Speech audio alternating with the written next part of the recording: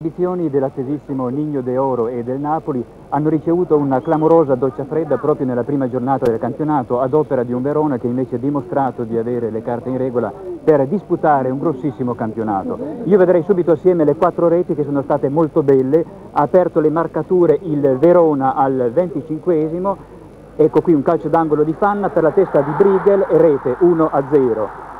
Brigel ha marcato molto bene Maradona, fra l'altro. Il Verona insiste e raddoppia 7 minuti dopo.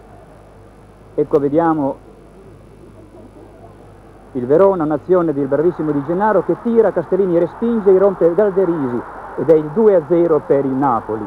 Nella ripresa, per il Verona, chiedo scusa, nella ripresa i partenopei tentano una reazione e accorciano le distanze al 12esimo con questa bella rete di Bertoni. Maradona è attesissimo, si esibisce in qualche numero, adesso vedremo un'azione di Maradona, eccolo, in qualche numero ma niente di più, tra l'altro è stato marcato molto bene, in modo peraltro maschio, dal tedesco Brigel.